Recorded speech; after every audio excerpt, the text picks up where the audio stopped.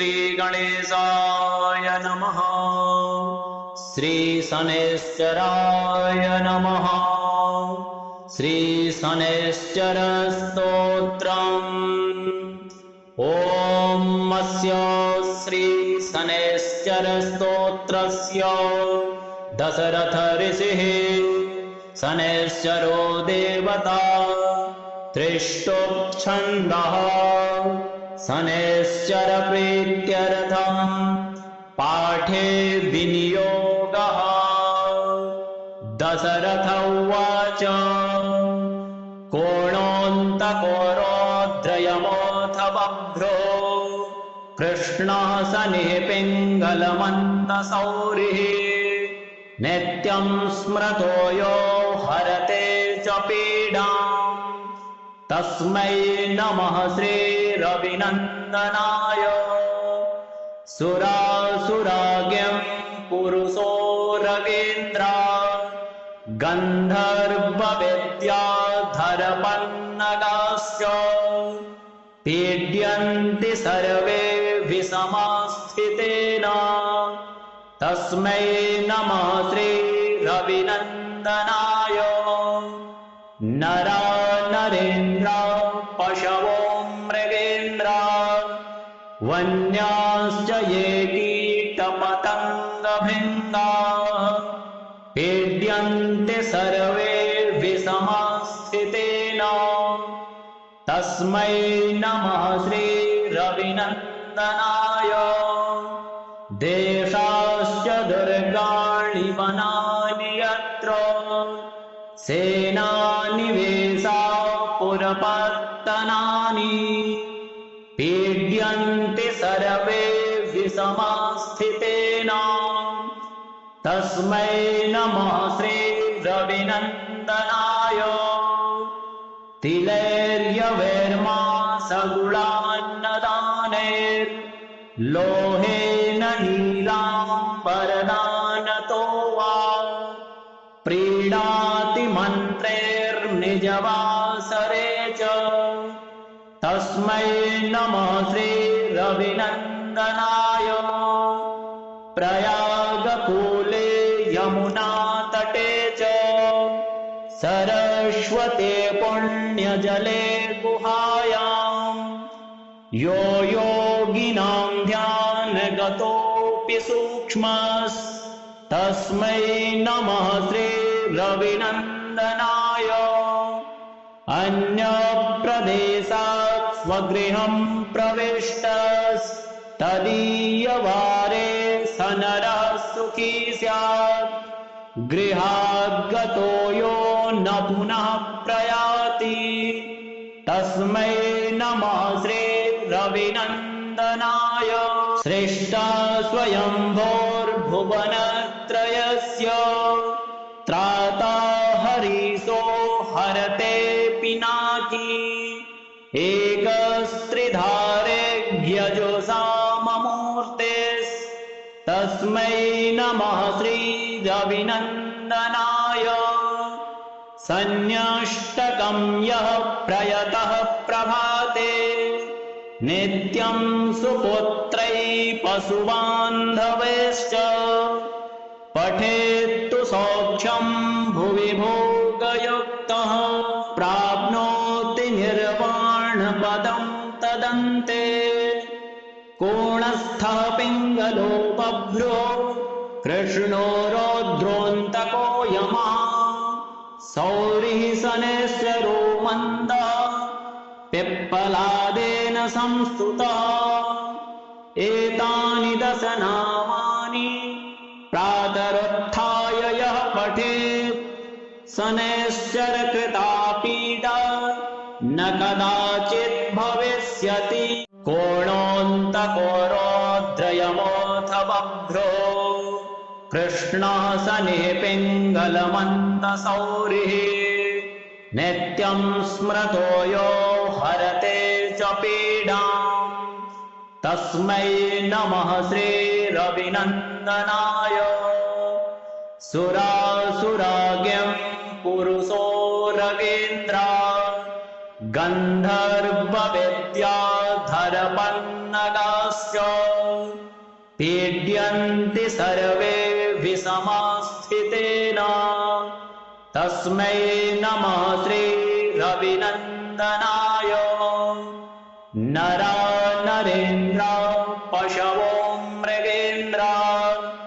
वन्याश्च ये कीटपतङ्गभृङ्गाः पीड्यन्ते सर्वे विषमस्थितेन तस्मै नमः श्रीरविनन्दनाय देशाश्च दुर्गाणि वनानि यत्र सेनानिवेशा पुरपत्तनानि पीड्यन्ते सर्वे विषमस्थितेन तस्मै नमः श्रीरविनन्दनाय तिलैर्यवैर्मा सगुणान्नदानैर्लोहेन नीलाम्बरदानतो वा प्रीणाति मन्त्रैर्निजवासरे च तस्मै नमः श्रीरविनन्दनाय प्रयागकूले यमुनातटे च सरस्वते पुण्यजले गुहायां यो योगिनां ध्यानगतोऽपि सूक्ष्मस्तस्मै नमः श्रीरविनन्दनाय अन्यप्रदेशात् स्वगृहं प्रविष्टस्तदीयवारे स नरः सुखी स्यात् गृहाद्गतो यो न पुनः प्रयाति तस्मै नमः श्रीरविनन्दनाय सृष्टा स्वयंभोर्भुवनत्रयस्य त्राता हरिसो हरते पिनाकी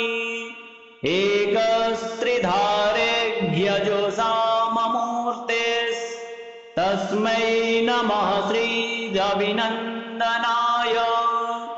सन्न्यष्टकं यः प्रयतः प्रभाते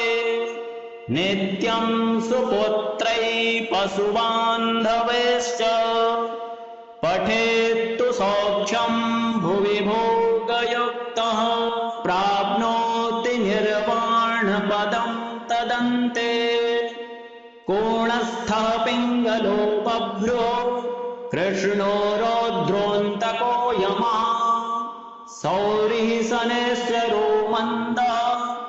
पिप्पलादेन संस्तुतः एतानि दश नामानि प्रातरुत्थाय यः पठेत्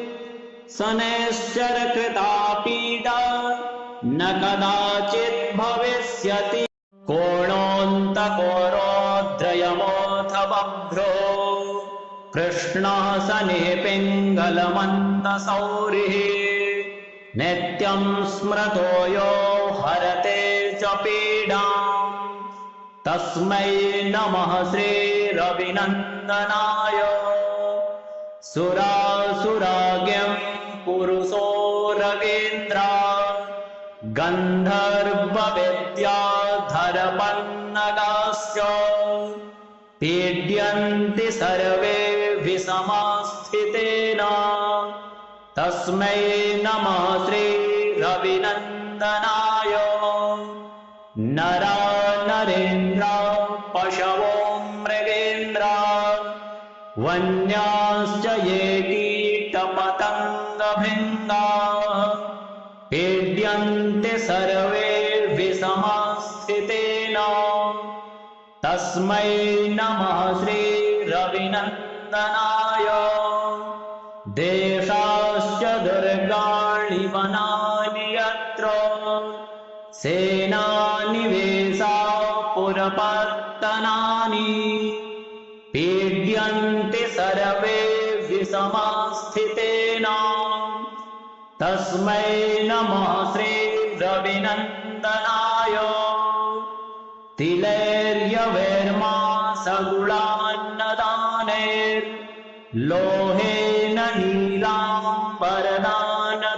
वा प्रीणाति प्रयागकूलेऽमुनातटे च तस्मै नमः श्रीरविनन्दनाय प्रयागकूले यमुनातटे च सरस्वते पुण्यजले गुहायां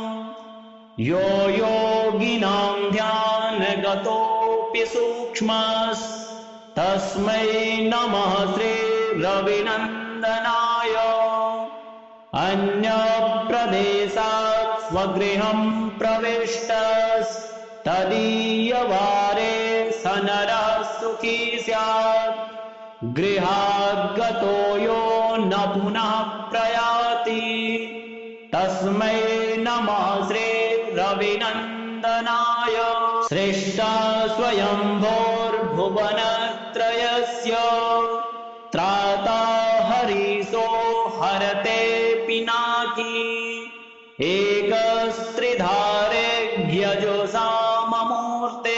एकस्त्रिधारेभ्यजुषाममूर्तेस्तस्मै नमः श्रीरविनन्दनाय सन्न्यष्टकं यः प्रयतः प्रभाते नित्यं सुपुत्रैः पशुबान्धवैश्च पठेत्तु सौख्यं भुवि भोगयुक्तः प्राप्नोति निर्वाणपदं तदन्ते कोणस्थः पिङ्गलो बभ्रो कृष्णो रौद्रोऽन्तको यमः सौरिः शनैश्चरो मन्दः पिप्पलादेन संस्तुतः एतानि दश नामानि प्रातरुत्थाय यः पठेत् शनैश्चरकृता पीडा न कदाचित् भविष्यति कोणोऽन्तको रौद्रयमोऽथ बभ्रो कृष्णः शनिः पिङ्गलमन्दसौरिः नित्यं स्मृतो यो हरते च पीडाम्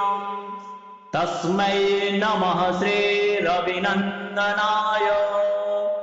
सुरासुराज्ञं पुरुषो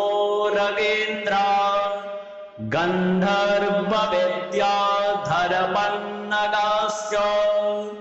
पीड्यन्ति सर्वे विषमस्थितेन तस्मै नमः श्रीरविनन्दनाय नरा नरेन्द्र पशवो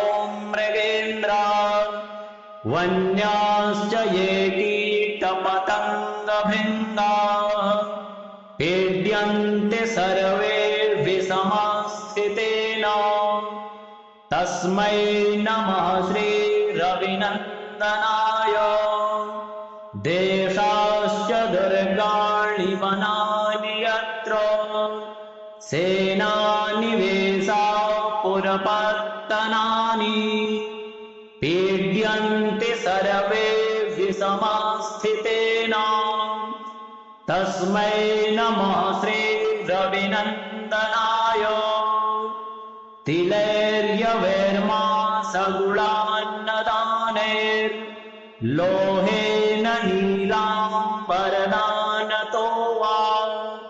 प्रीणाति मन्त्रैर्निजवासरे च तस्मै नमः श्रीरविनन्दनाय प्रयागकूले यमुनातटे च सरस्वते पुण्यजले गुहायां यो योगिनां ध्यानगतोऽपि सूक्ष्मस्तस्मै नमः श्रीरविनन्दनाय अन्यप्रदेशात् स्वगृहं प्रविष्टस्तदीयवारे स नरः सुखी स्यात् गृहाद्गतो यो न पुनः प्रयाति तस्मै नमः श्रीरविनन्दनाय सृष्टा स्वयंभोर्भुवनत्रयस्य त्राता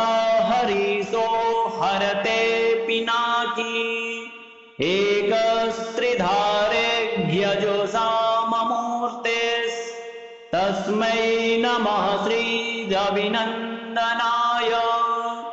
सन्न्यष्टकं यः प्रयतः प्रभाते नित्यं सुपुत्रैः पशुबान्धवैश्च पठेत्तु सौख्यं भुवि भोगयुक्तः प्राप्नोति निर्वाणपदं तदन्ते कोणस्थः पिङ्गलो बभ्रो कृष्णो रौद्रोऽन्तको यमः सौरिः शनैश्चरो मन्दः पिप्पलादेन संस्तुतः एतानि दश नामानि प्रातरुत्थाय यः पठेत् शनैश्चरकृता पीडा न कदाचित् भविष्यति कोणोऽन्तको रौद्रयमोऽथ बभ्रो कृष्णः शनिः पिङ्गलमन्दसौरिः नित्यं स्मृतो यो हरते च पीडाम् तस्मै नमः श्रीरविनन्दनाय सुरासुराज्ञं पुरुषोरगेन्द्रा गन्धर्वविद्याधरपन्नगाश्च पीड्यन्ति सर्वे विषमास्थितेन तस्मै नमः श्रीरविनन्दनाय नरा नरेन्द्रा पशवो मृगेन्द्रा वन्याश्च ये कीटपतङ्गभृङ्गाः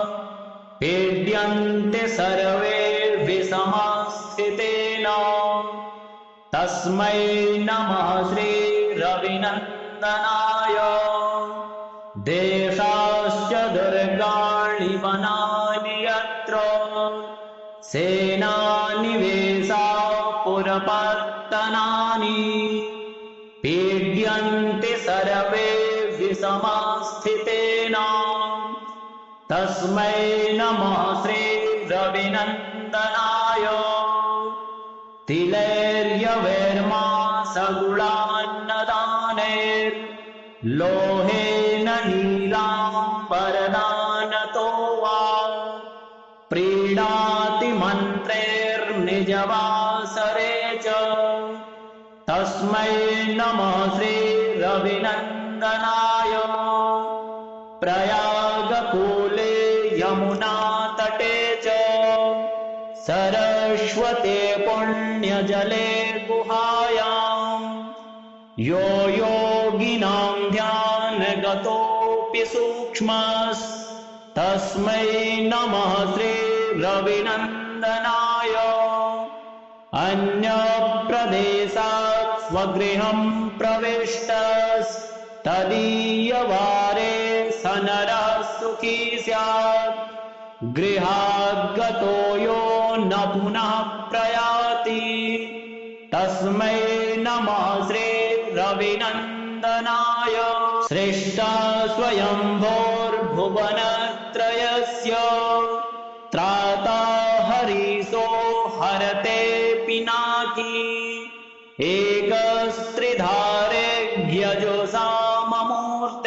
एकस्त्रिधारेऽज्ञजुषाममूर्तेस्तस्मै नमः श्रीरविनन्दनाय सन्न्यष्टकं यः प्रयतः प्रभाते नित्यं सुपुत्रैः पशुबान्धवैश्च पठेत्तु सौख्यं भुवि भोगयुक्तः प्राप्नोति निर्वाणपदं तदन्ते कोणस्थः पिङ्गलो बभ्रो कृष्णो रौद्रोऽन्तको यमः सौरिः शनैश्चरो मन्दः पिप्पलादेन संस्तुतः एतानि दश नामानि प्रातरुत्थाय यः पठेत् शनैश्चरकृता पीडा न कदाचित् भविष्यति कोणोऽन्तको रौद्रयमोऽथ बभ्रो कृष्णः शनिः पिङ्गलमन्दसौरिः नित्यं स्मृतो यो हरते च पीडाम् तस्मै नमः श्रीरविनन्दनाय सुरासुराज्ञं पुरुषो रवीन्द्र गन्धर्वविद्याधरपन्नगाश्च पीड्यन्ति सर्वे विषमस्थितेन तस्मै नमः श्रीरविनन्दनाय नरा नरेन्द्र पशवो मृगेन्द्र वन्याश्च ये कीटपतङ्गभृङ्गाः पीड्यन्ते सर्वे विषमस्थितेन तस्मै नमः श्रीरविनन्दनाय देशाश्च दुर्गाणि वनानि यत्र सेनानिवेशा पुरपत्तनानि पीड्यन्ते सर्वे विषमस्थितेन तस्मै नमः श्रीरविनन्दनाय तिलैर्यवैर्मा सगुणान्नदानैर्लोहेन नीलाम्बरदानतो वा प्रीणाति मन्त्रैर्निजवासरे च तस्मै नमः श्रीरविनन्दनाय प्रयागकूले यमुनातटे च सरस्वते पुण्यजले गुहायां यो योगिनां ध्यानगतोऽपि सूक्ष्मस्तस्मै नमः श्रीरविनन्दनाय अन्यप्रदेशात् स्वगृहं प्रविष्टस्तदीयवारे स नरः सुखी स्यात् गृहाद्गतो यो न पुनः प्रयाति तस्मै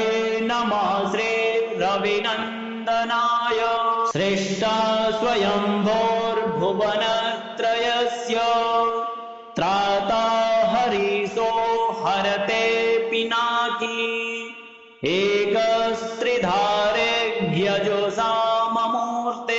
एकस्त्रिधारेऽज्ञजुषाममूर्तेस्तस्मै नमः श्रीरविनन्दनाय सन्न्यष्टकं यः प्रयतः प्रभाते नित्यं सुपुत्रैः पशुबान्धवैश्च पठेत्तु सौख्यं भुवि भोगयुक्तः प्राप्नोति निर्वाणपदं तदन्ते कोणस्थः पिङ्गलो बभ्रो कृष्णो रौद्रोऽन्तको यमः सौरिः शनैश्चरो मन्दः पिप्पलादेन संस्तुतः एतानि दश नामानि प्रातरुत्थाय यः पठेत् शनैश्चरकृता पीडा न कदाचित् भविष्यति कोणोऽन्तको रौद्रयमोऽथ बभ्रो कृष्णः शनिः पिङ्गलमन्दसौरिः नित्यं स्मृतो यो हरते च पीडाम् तस्मै नमः श्रीरविनन्दनाय सुरासुराज्ञं पुरुषो रवीन्द्र गन्धर्वविद्याधरपन्नगाश्च पीड्यन्ति सर्वे विषमस्थितेन तस्मै नमः श्रीरविनन्दनाय नरा नरेन्द्र पशवो मृगेन्द्र वन्याश्च ये कीटपतङ्गभृङ्गाः पीड्यन्ते सर्वे विषमस्थितेन तस्मै नमः श्रीरविनन्दनाय देशाश्च दुर्गाणि वनानि यत्र सेनानिवेशा पुरपत्तनानि पीड्यन्ति सर्वे विषमस्थितेन तस्मै नमः श्रीरविनन्दनाय श्रीरविनन्दनाय तिलैर्यवेर्मासगुणान्नदानैर्लोहेन नीलाम्बरदानतो वा प्रीणाति मन्त्रैर्निजवासरे च तस्मै नमः श्रीरविनन्दनाय प्रयागकूले यमुनातटे च सरस्वते पुण्यजले गुहायां यो योगिनां ध्यानगतोऽपि सूक्ष्मस्तस्मै नमः श्रीरविनन्दनाय अन्यप्रदेशात् स्वगृहं प्रविष्टस्तदीयवारे स नरः सुखी स्यात् गृहाद्गतो यो न पुनः प्रयाति तस्मै नमः श्रीरविनन्दनाय सृष्टा स्वयंभोर्भुवनत्रयस्य त्राता हरिसो हरते पिनाकी